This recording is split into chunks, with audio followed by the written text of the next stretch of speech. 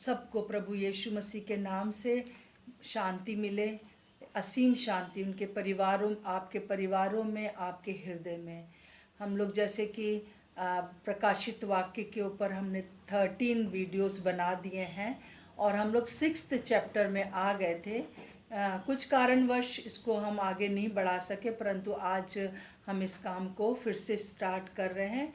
और जैसे कि हमने आपको कई बार पहले भी बताया था और फिर से एक बार बताना चाहती हूँ कि ये किताब एक ऐसी किताब है जिसको कि पढ़कर जो है वो धन्य हो जाते हैं हम। जैसे कि यूहन्ना का प्रकाशित वाक्य का 1:3 में लिखा है, धन्य वो जो इस भविष्यवाणी की वचन को पढ़ता है और वे जो सुनते हैं और उसमें लिखी हुई बातों को मानते हैं, क्योंकि समय निकट है।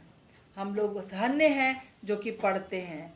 पढ़ना में जो है वो, जैसे मैंने बताया था पिछली बार भी, कि परिश्रम होता है। सुनना समझते हैं और मानते हैं, विश्वास करते हैं। आइए हम प्रार्थना करेंगे क्योंकि समय निकट है। इसलिए हमको इस वचन को पढ़ना, प्रकाशित वाक्य किताब को पढ़ना और समझना बहुत ज़रूरी है। और इसको हम साथ साथ में, मैं ये भी बताना चाह रही हूँ कि हम साथ साथ में व्हाट्सएप पर भी इसका अध्ययन हम कर रहे हैं। तो जो चाहते हैं तो वो व्हाट्सएप पर भी प्रतिदिन छोटा सा पैसेज होगा जो कि आपको बताया जाएगा, और प्रकाशित वाक्य की पूरी किताब को हम पूरे इन दिनों में लेंगे। और YouTube पर भी इसके 13 पार्ट हैं और 14th पार्ट आज ले रहे हैं जो कि 6th अध्याय से हम में है। और मैं विश्वास करती हूँ कि हम ये अपना काम पूरा कर पाएंगे। प्रार्थना करेंगे। प्रभु यीशु मसीह, पवित्र आत्मा, आपकी सहभागिता की हमें ज़रूरत है। आए और हमारी सहायता करें। आप यहाँ पर हैं, आपका धन्यवाद हो। आपको वेलकम करते हैं क्योंकि आप हमारे बीच में रहते हैं।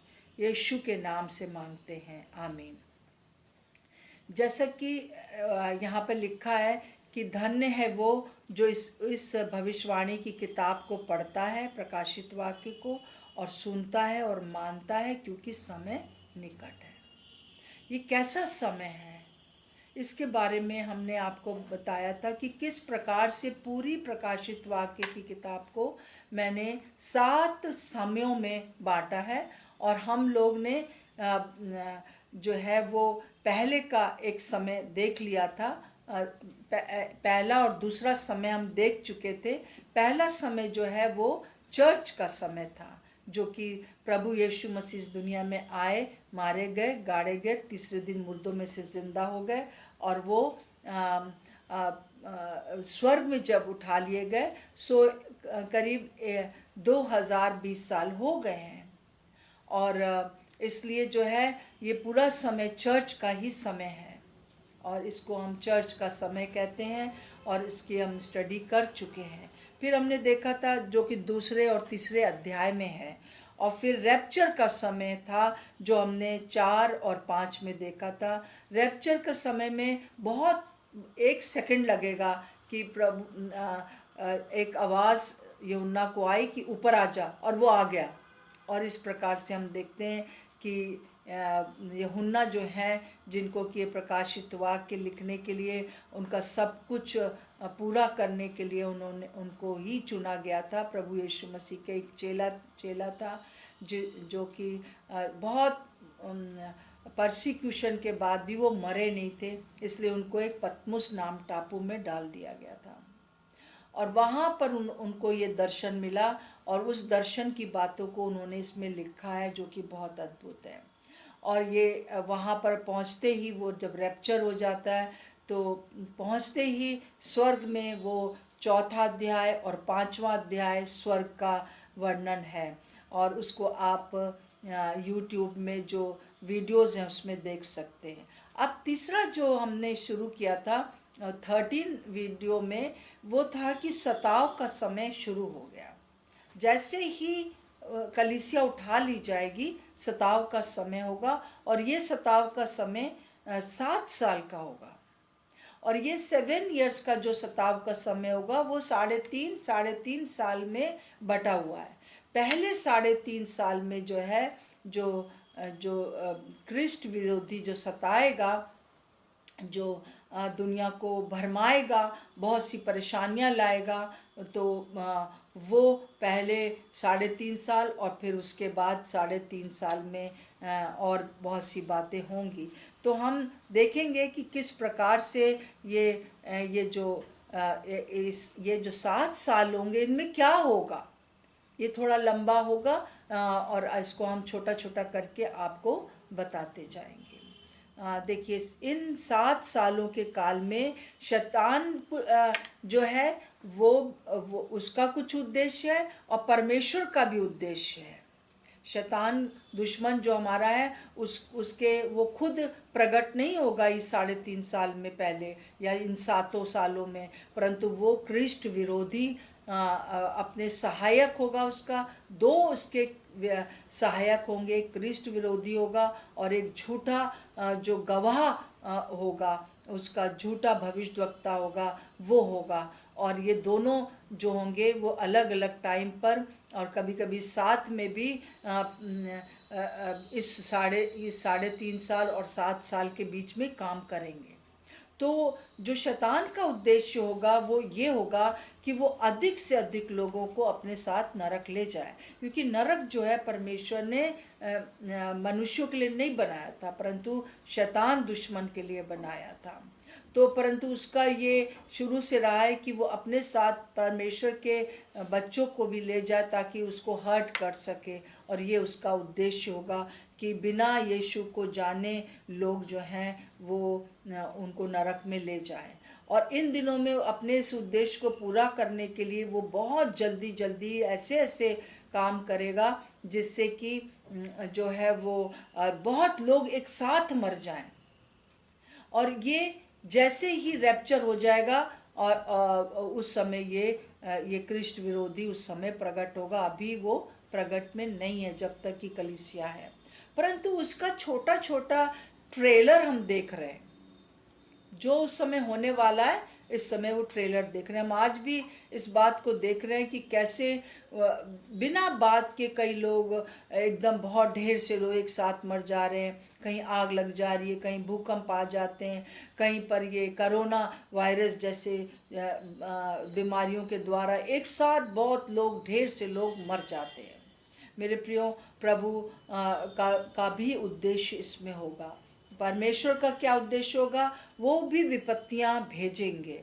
उनको वो पूरी तरह से उस विपत्ति को जो है वो अलाउ करेंगे। उनका एक ही उद्देश्य होगा ये परमेश्वर का, इन विपत्तियों को भेजने का इन 7 सालों में, कि लोग जो हैं पश्चाताप करें, लोग समझ सकें, लोग प्रभु के पास वापस आएं और लोग आएंगे भी। बहुत से लोग उस समय भी प्रभु को जानने पाएंगे। सो इस प्रकार से हम देखते हैं कि पिता परमेश्वर का जो उद्देश्य होगा विपत्तियों को भेजने का या शैतान को अलाउ करने का कि ठीक है तुम जो चाहते हो कर लो, वो इसलिए होगा ताकि लोग प्रभु को जानें, प्रभु को ग्रहण करें और हमेशा हमेशा के लिए परमेश्वर के साथ रहें। बस एक अंतर यहाँ पर हम देखते हैं, जिनका रैप्चर हो जाएगा, जो प्रभु यीशु मसीह के आने से पहले ये सताव आने से पहले यीशु मसीह आके अपने लोगों को ले जाएंगे।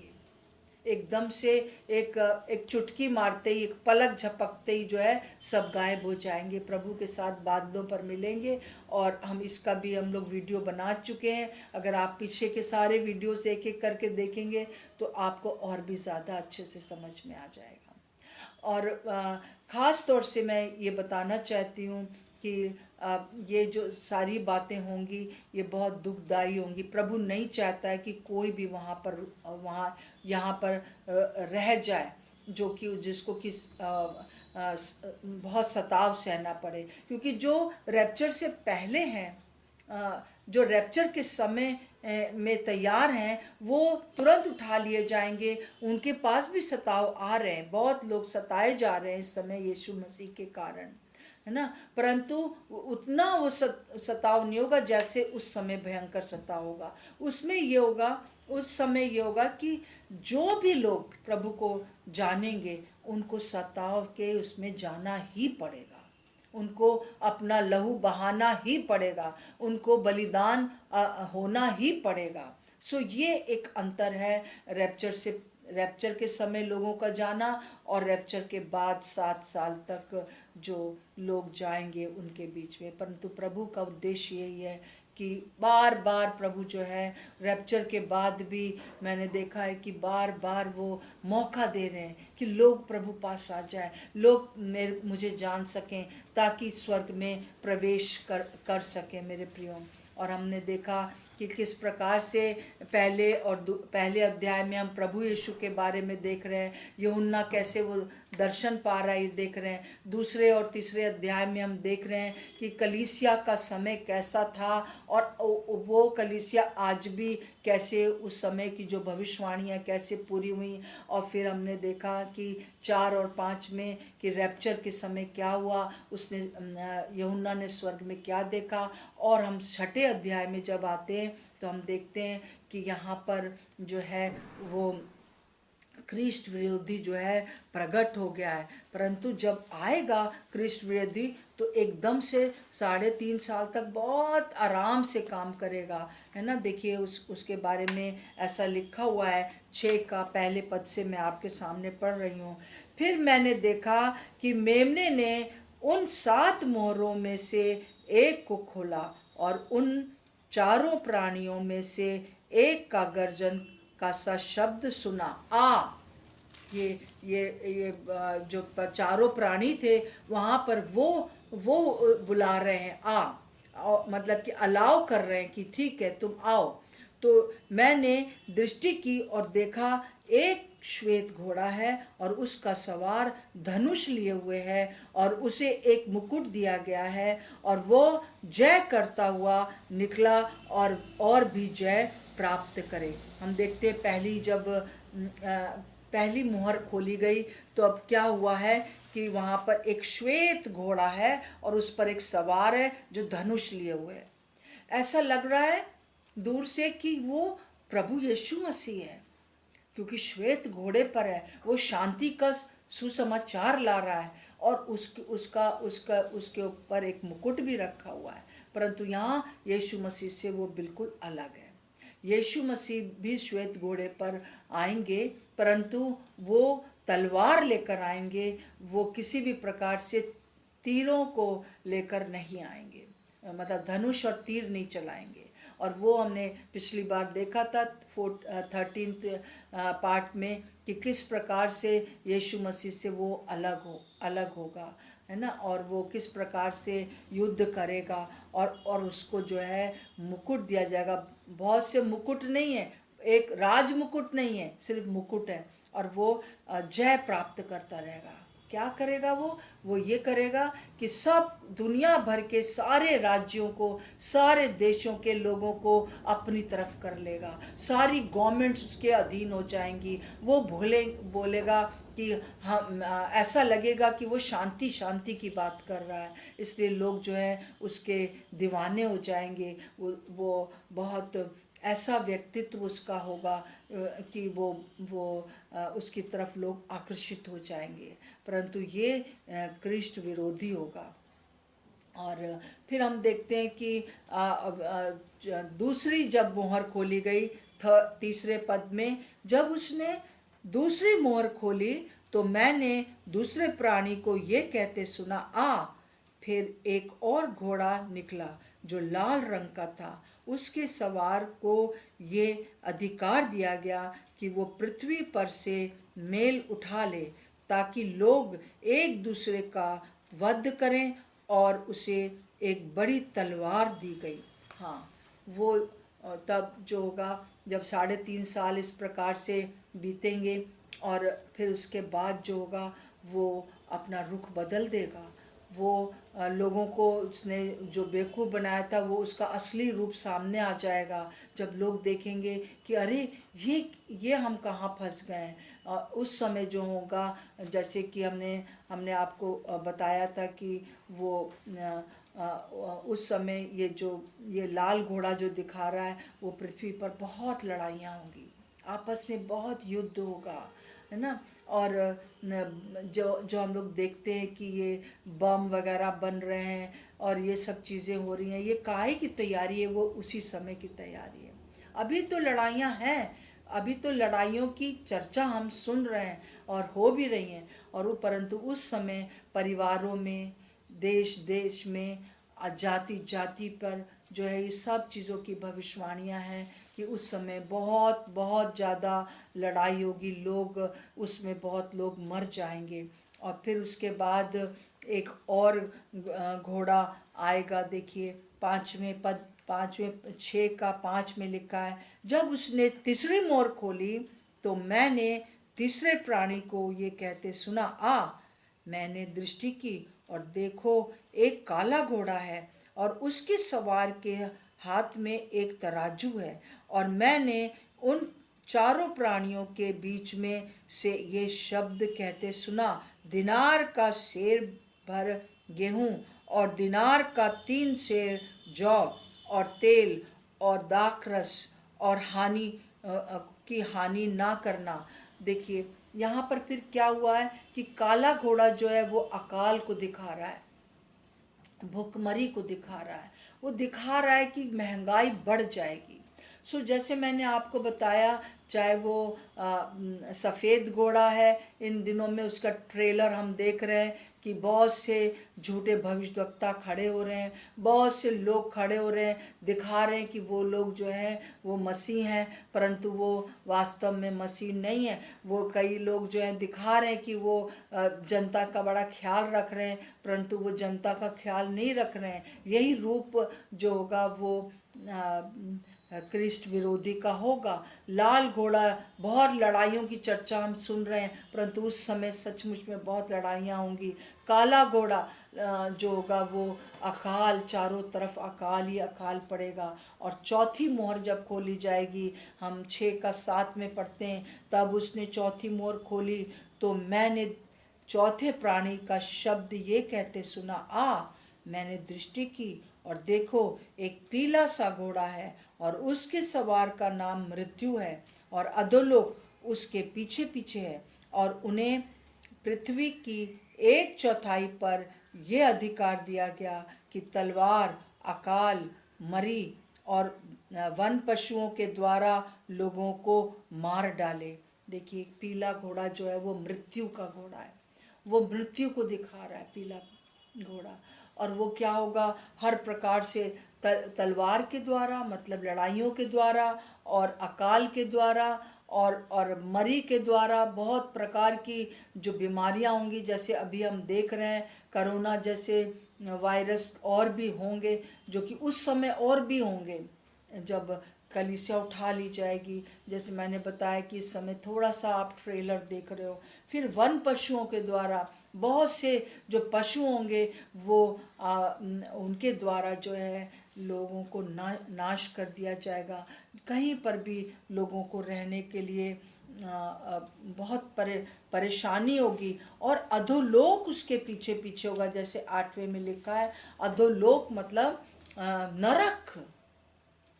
मेन बात जो होगी वो ये होगी कि इन सब चीज़ों के द्वारा जो लोग मरेंगे जल्दी जल्दी, और पीछे से नरक की आत्माएं उनको जो है नरक की ओर ले जाएंगी। आज भी हम देख रहे हैं बिना बात के लोग मर जा रहे हैं, जल्दी जल्दी हम देखते हैं कि ढेरों ढेर लोग एक साथ मर जाते हैं। उसका एक ही कारण है, शैतान नहीं चाहता कि इस समय जो कि प्रचार हो रहा है प्रभु का, वो प्रचार सुना जाए, वो प्रचार जो है लोग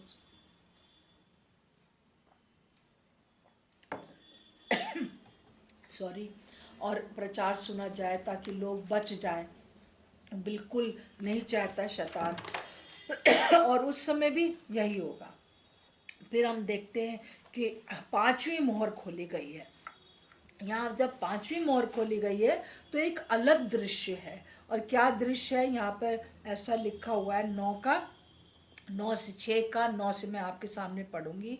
जब उसने पांचवी मोहर खोली तो मैंने वेदी के नीचे उनके प्राणों को देखा, जो परमेश्वर के वचन के कारण और उस गवाही के कारण जो उन्होंने दी थी बद्ध किए हुए थे। वहाँ पर एक प्रभु का, अब स्वर्ग में देखा जा रहा है कि वहाँ पर सॉरी, स्वर्ग में देखा जा रहा है कि वहाँ पर एक बहुत ज़्यादा भीड़ है। वहाँ पर कुछ लोग हैं जो कि प्रभु की वेदी के पास हैं, और उनको वध किया गया है। ये वो लोग हैं जो कि रैप्चर के बाद उन्होंने प्रभु को ग्रहण किया है। जब सब देखा कि ये सब हो रहा है, तब उन्होंने प्रभु को ग्रहण किया। और जिन्होंने ग्रहण किया, उस समय उन लोगों को घात किया जाएगा। कोई भी अपनी मृत्यु से नहीं मरेगा, परंतु उनको घात किया जाएगा। और वो लोग, वहाँ पर जो भीड़ देखी गई प्रभु के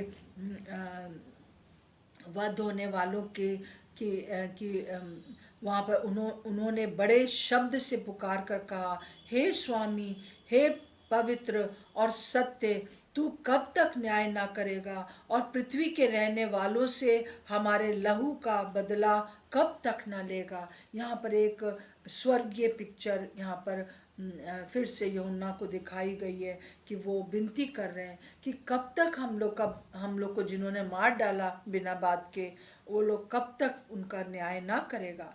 उनमें से हर एक को एक श्वेत वस्त्र दिया गया और उनसे कहा गया कि और भी थोड़ी देर विश्राम करो, जब तक कि तुम्हारे संगी दास और भाई जो तुम्हारे समान बद्ध होने वाले हैं, उनकी भी गिनती पूरी ना हो जाए। ऐसा लग रहा है कि उनकी विनती तो सुन ली गई है, और उनको एक श्वेत वस्त्र भी दिया गया है, एक नया धार्मिक वस्त्र दिया गया है, स्वर्गीय वस्त्र दिया गया है। वो स्वर्ग में पहुंचा दिए गए, परंतु उनसे कहा जा रहा है कि अभी थोड़ी देर और वेट करो, क्योंकि अभी और भी लोग हैं। अभी 7 साल पूरे नहीं हुए। 7 साल के पूरे, ये सताव के जो 7 साल होंगे, इस समय बहुत से लोग प्रभु को ग्रहण करेंगे, और भी बद्ध किए जाएंगे, वो भी यहाँ पे शामिल होंगे। और तब जो है एक न्याय का समय होगा। प्रभु वहाँ पर भी उनकी विनती सुन रहा है। ये पांचवी मोहर जब खोली गई, तब जो है ये एक बहुत सुंदर पिक्चर हम स्वर्ग में देखते हैं। जो बद्ध हुए थे उनके लिए, वो शहीद किए जाएंगे, उनका वो अपने न्याय को मांग रहे हैं, परंतु प्रभु उनको कह रहा है कि रुको। और यहाँ पर जो बात है वो ये बात है खास तौर से कि चाहे वो वध किए जाएं, परंतु परमेश्वर पिता चाहते हैं कि वो प्रभु को जान सकें, वो उद्धार प्राप्त कर लें। क्योंकि मृत्यु तो और जीवन जो है वो थोड़े समय का है, परंतु हम मृत्यु के बाद, इस शरीर की मृत्यु के बाद ये जो जीवन आएगा वो अनंत काल का होगा। पिता परमेश्वर चाहते हैं कि वो अनंत काल में प्रवेश कर सकें मेरे प्रियो। और हम देखते हैं कि फिर छठी मोहर जब खोली गई है, तो वहाँ एक और हम एक और पिक्चर देखते हैं इस अध्याय के छठे अध्याय में। और हम देखते हैं कि जब 12वें पद से मैं आपके सामने पढ़ रही हूँ। जब उसने छठवीं मोहर खोली तो मैंने देखा कि एक बड़ा भूकंप हुआ, और सूर्य कंबल के समान काला, और पूरा चंद्रमा लहू के समान हो गया। आकाश के तारे पृथ्वी पर ऐसे गिर पड़े जैसे बड़ी आंधी से हिलाकर अंजीर के पेड़ में से कच्चे फल झड़ते हैं। आकाश ऐसा सरक गया, और पत्र लपेटने के से सरक जाता है, और हर एक पहाड़ और टापू अपने अपने स्थान से टल गए।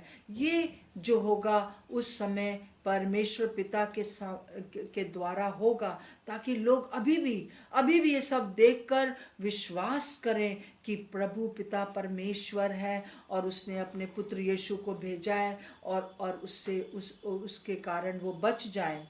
तब पृथ्वी के राजा और प्रधान और सरदार और धनवान और सामर्थी लोग और हर एक दास और हर एक स्वतंत्र पहाड़ों और खोओं में और चट्टानों में जा छिपेंगे डर के मारे। देखिए, और पहाड़ों और चट्टानों से कहने लगे, हम पर गिर पड़ो और हमें अब उसके मुंह से जो सिंहासन पर बैठा है और मेमने के प्रकोप से छिपा लो, क्योंकि उनके प्रकोप का भयानक दिन आ पहुंचा है।